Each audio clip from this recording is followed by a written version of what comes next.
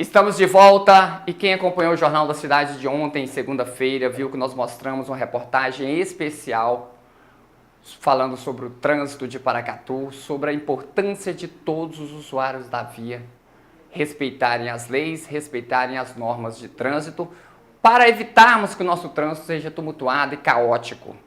Nós contamos inclusive com o apoio do Sargento Menezes, do 45º Batalhão, que repassou dicas importantes. Bom, chegamos a citar também sobre um acidente que aconteceu no bairro Paracatuzinho. E é justamente sobre esse assunto que nós vamos tratar agora. A polícia ainda procura pelo motorista do carro que atropelou e matou uma mulher de 51 anos de idade. O crime aconteceu na noite do último domingo no bairro Paracatuzinho. O acidente foi registrado por volta das 10 horas da noite no cruzamento das ruas Ricardo Adjuto com a rua Joel Batista de Oliveira, no bairro que nós já mencionamos, que é o bairro Paracatuzinho. O motorista fugiu sem prestar socorro. A vítima foi socorrida pela equipe de resgate da unidade do Corpo de Bombeiros de Paracatu ao pronto-socorro, mas, infelizmente, já chegou no hospital municipal sem vida. Hoje pela manhã, a nossa equipe de reportagem conversou com o delegado regional, Dr. Carlos Henrique, sobre esse caso. Confira. Bom, as informações que a Polícia Militar colheu no local e nos repassou é que os populares avistaram um veículo, poderia ser um Fiat Palio ou um Gol, a cor dele era uma cor escura, vermelha ou aproximada do vinho, e que passou em alta velocidade, né, e acabou por atropelar essa senhora. Não foi possível para essas pessoas que visualizaram o acidente identificar a placa, porque logo que o acidente ocorreu, logo que esse suspeito atropelou a vítima, ele evadiu e as pessoas se preocuparam em prestar socorro para ela.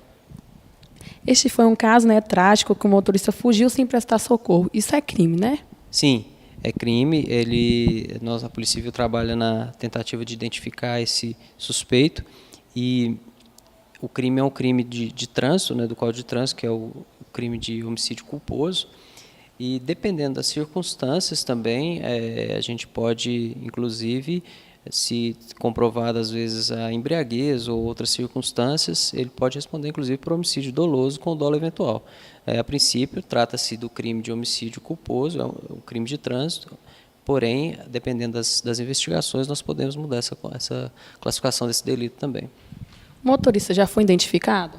Não, ainda não foi identificado. Nós contamos com a ajuda da população para tentar nos informar, né, qualquer informação para repassar para os órgãos policiais para que a gente possa continuar as investigações. Inclusive, a gente solicita à população que tiver qualquer informação a respeito desse condutor, né, ou às vezes a respeito do fato, que nos informe através do Disque Denúncia. O sigilo é garantido, o sigilo é absoluto, não é identificado de forma alguma o telefone da pessoa. O número é o número 181, né, pode nos ligar também no telefone 197, que é o telefone da Polícia Civil, ou através do 190 da Polícia Militar também. Nós precisamos dessas informações, com certeza, se a gente tiver essa informação, ele vai responder, porque trata-se de um crime grave, um crime de trânsito, e a gente precisa disso para poder fechar o nosso inquérito policial. Então, eu friso mais uma vez, qualquer informação que a população de Paracatu tenha a respeito desse fato, às vezes algum vizinho que viu o fato, ou às vezes que viu o veículo chegar danificado em casa, proprietários de oficina mecânica também, funcionários de oficina mecânica, porque com certeza ele pode procurar também para consertar o carro, comércio de peças, algum familiar que também queira nos ajudar nessa investigação para que esse crime não fique impune, pode denunciar através do Disque Denúncia 181, que essa denúncia é completamente sigilosa, a pessoa não será identificada e a polícia terá essas informações para poder concluir as investigações. Pelo que nós conferimos, com as informações obtidas pela nossa equipe de reportagem, um acidente que poderia ter sido evitado se todos tivessem respeitado as regras, as normas. Nós temos mania de andarmos pelas ruas, no meio da rua, os ciclistas na calçada, os motociclistas fazendo zigue-zague entre os carros. Enfim, temos a mania e a ignorância de não respeitarmos as regras de trânsito. Nós agradecemos aí nessa reportagem o delegado regional Dr. Carlos Henrique pelas informações. A nossa obrigação é justamente informar a comunidade paracatuense. Agora, pessoal, um caso lamentável. O motorista atropelou essa senhora e praticou o crime de quê? De fugir sem prestar socorro. A polícia pede para quem tiver alguma informação ligar no telefone 181, diz que denúncia, a identidade será preservada. E que sirva de exemplo. Infelizmente, custou a vida dessa senhora de 51 anos de idade, mas que sirva de exemplo. Não estamos desejando que alguém se envolva em acidente, mas caso aconteça, é simples, quem está no trânsito, quem está na via, está sujeito a isso. Mas caso aconteça, que principalmente possamos prestar socorro. Fica o recadinho do Jornal da Cidade, tá ok? Infelizmente, vamos falar sobre outro crime que nos deixa indignados. Ontem nós falamos aqui no Jornal da Cidade que um homem foi preso suspeito de abusar sexualmente do próprio filho de 12 anos de idade. Os casos de estupros no país vêm crescendo cada vez mais. E os números aqui em Paracatu também são assustadores. É verdade. Casos que às vezes nós estamos contando de outro município têm acontecido aqui. Nós mostramos recentemente com a criança de 10 anos de idade, foi abusada sexualmente na zona rural de Paracatu. A suspeita é que o autor seja o padrasto da criança. Então nós temos casos aqui também. E por que nós estamos mostrando isso? É justamente para a sociedade conscientizar que nós devemos ficar atentos. Hoje nós temos a infelicidade de narrar mais um caso que aconteceu nesse fim de semana. A Polícia Militar do município de São Gotardo, no Alto Paranaíba, registrou um boletim de ocorrência de estupro de vulnerável, depois que a mãe da vítima acionou os militares no centro da cidade. Segundo o relato da mulher, a filha de 11 anos de idade foi abusada sexualmente pelo namorado dela, um homem de 31 anos de idade. O crime teria ocorrido durante a noite de sábado, quando a mãe da criança, o namorado, um homem de 31 anos de idade, e a filha dormiam na casa do suspeito. A criança contou à mãe que o homem foi até onde ela estava e tirou a roupa de ambos. Em seguida, ele manteve relação sexual com a vítima. A criança foi levada até o pronto-socorro da cidade para ser examinada por um médico ginecologista que constatou o abuso. A vítima também foi submetida a exames de corpo e delito. A polícia deslocou até a casa do suspeito de estupro de vulnerável no bairro Boa Esperança, porém ele não foi localizado. O suspeito se encontra foragido.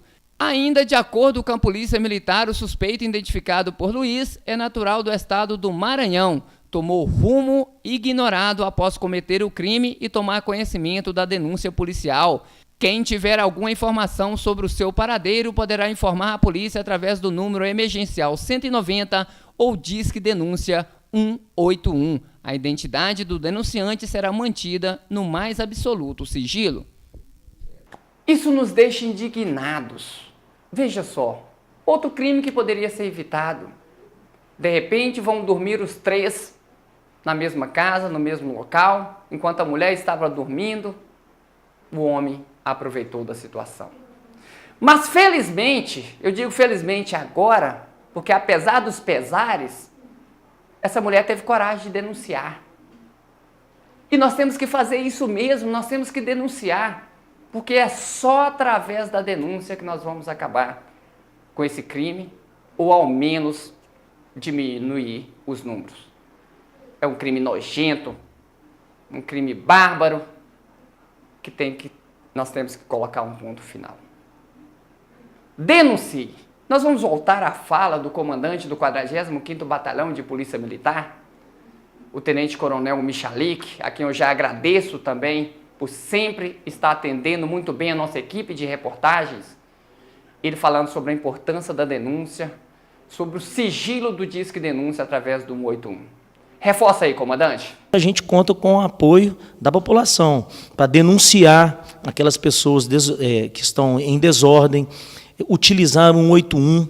Eu falo muito sobre o 181. O 181 é um canal no qual a pessoa não precisa se identificar. Ela faz a denúncia ela é anônima, e através desse 181 é que nós conseguimos chegar. Assim como o tráfico de droga.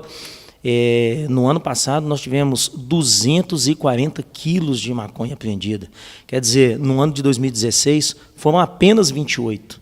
Se você for pular de 28 para 240 quilos de maconha, a polícia não fez isso sozinha. A polícia conseguiu chegar nessas prisões de autores, nessas apreensões de droga, através de denúncia, através de 181.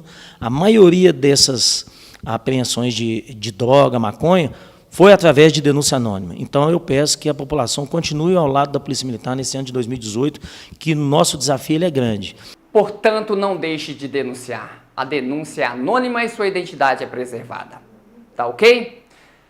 Nós estamos preparando durante essa semana também uma reportagem, ou talvez uma série de reportagens. Nós estamos analisando ainda os dados repassados pela Polícia Militar dos crimes que vêm acontecendo em nossa cidade. Furto, roubos, abuso sexual, homicídios, tentado e consumado, prisão de traficantes, apreensão de drogas. Nós vamos fazer um balanço geral para mostrarmos à comunidade paracatuense como está a situação em nossa cidade. Porque aqui o Jornal da Cidade é transparente, aqui você fica muito bem informado, tá ok? Essas informações nós vamos divulgar ainda esta semana. Já estamos analisando os números, já estamos preparando as reportagens. Agora eu falo para você da Coopervap, está chegando a hora, pessoal. É o primeiro sorteio do Festival de Prêmios da Coopervap, já acontece na sexta-feira, dia 12, a partir das 5 horas da tarde, aqui ó, em frente à empresa que fica no centro da cidade, a Rua Benedito Lavoisieri, né? Teremos ali o sorteio do primeiro carro, um Onix 0 km, vai começar às 5 horas da tarde, com sorteio também de vale kit, né, de compras ali na Coopervap, vários outros brindes, enfim, uma movimentação total na Coopervap. O sorteio é bastante transparente, você pode participar, né? E na hora a diretoria da Coopervap liga também para o ganhador, para o felizardo, para a felizarda.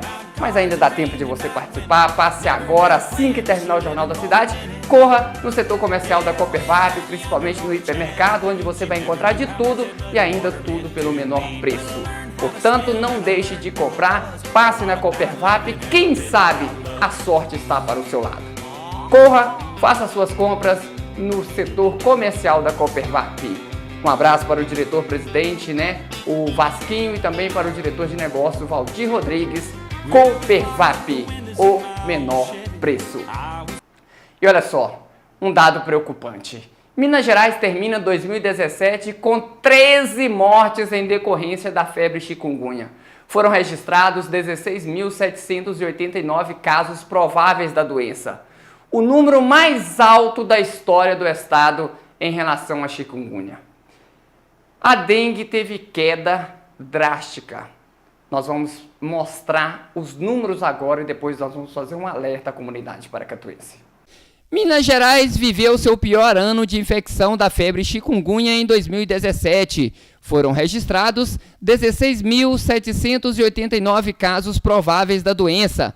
Além disso, registrou as primeiras mortes da história da enfermidade. Foram 13 no total. Destes, 10 foram em Governador Valadares, uma em Central de Minas, ambas na região do Rio Doce, uma em Ipatinga, no Vale do Aço, e outra em Teófilo Otoni, no Vale do Mucuri. Neste ano já são 9 notificações da doença, sendo uma média de 1 por dia.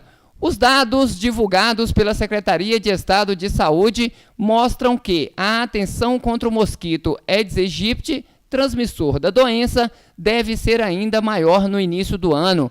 A maioria dos casos registrados em 2017 foram entre janeiro e junho. A mesma situação pode ser vista nos 2 anos anteriores. Em janeiro do ano passado, foram 691 casos prováveis. Em fevereiro, a média subiu para 2.818 notificações. Em março, foi o pior período, quando chegou a 6.621 registros.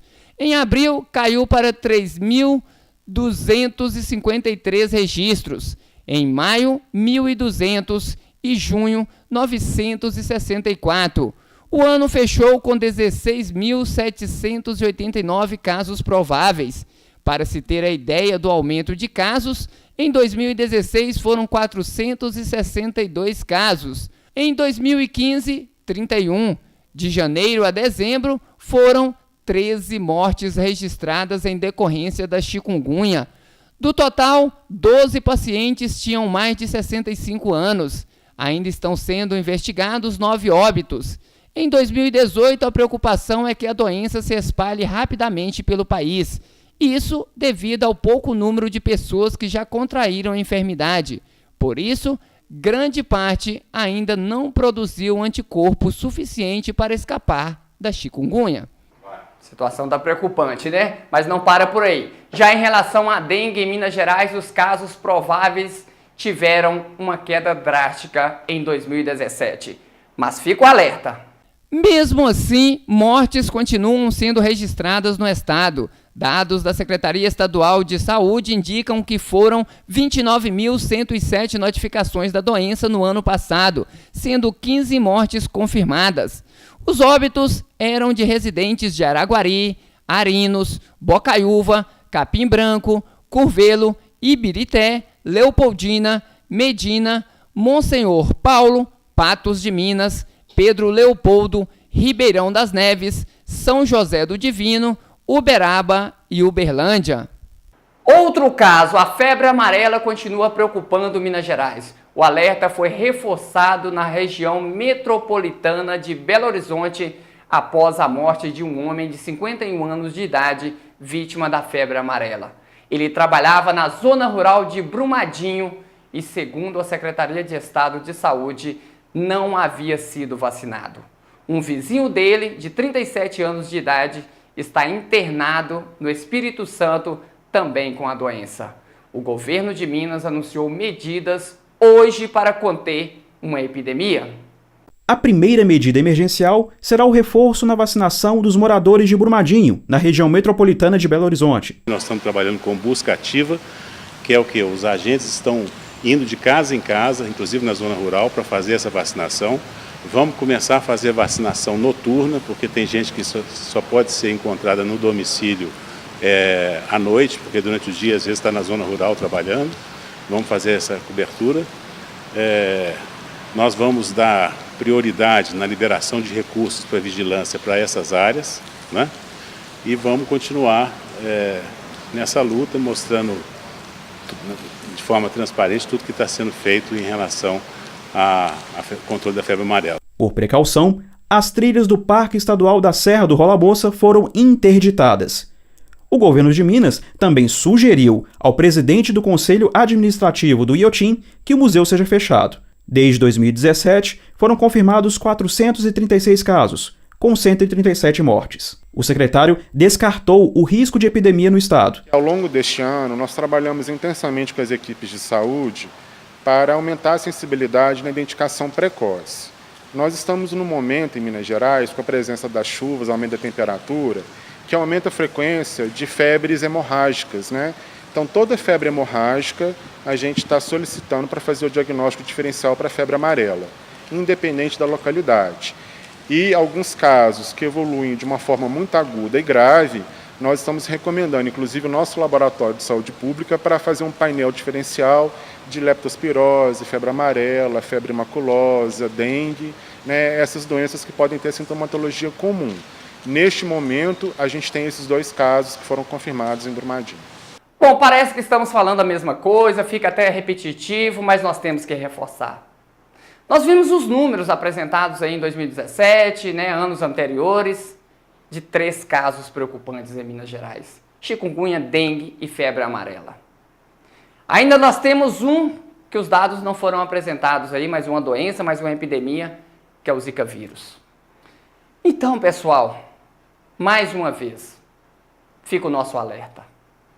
Vamos fazer a nossa parte e combater esse bichinho que está combatendo a comunidade, o Aedes aegypti. É muito simples, é cada um cuidar do seu quintal, cuidar da sua casa, cuidar da sua calha, cuidar do ralinho do banheiro, da caixa d'água, não deixar ambientes que possam acumular água parada.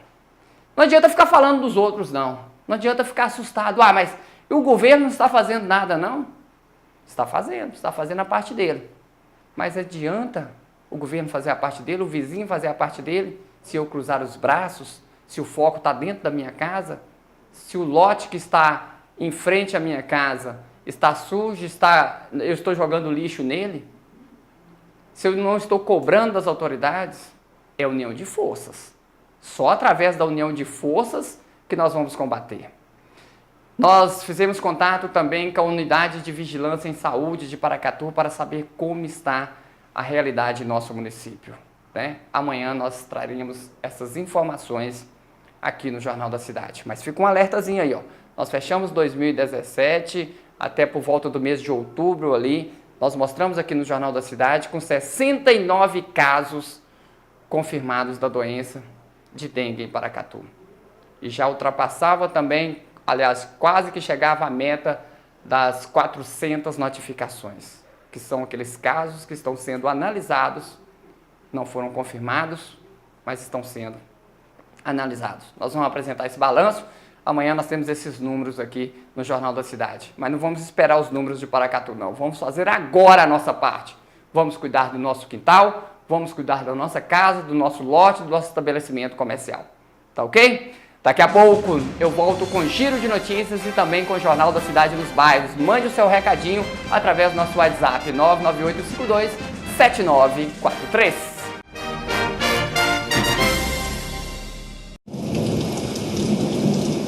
As chuvas chegaram e, ao mesmo tempo que teremos um bom momento para armazenarmos água, também temos que ter muito cuidado, pois estes locais de armazenamento podem servir de focos de reprodução para o Aedes aegypti, o mosquito da dengue, zika, chikungunya e febre amarela. Portanto, ao armazenar água da chuva, tampe bem os reservatórios. Assim, sua água fica limpa e, principalmente, não vira foco para a reprodução dos mosquitos. Lembre-se, se não existe água parada, não existe mosquito. Confira em sua casa ou lote garrafas, vasos, ralos, caixa d'água sem tampa, latas velhas, pneus e até tampinhas de garrafa.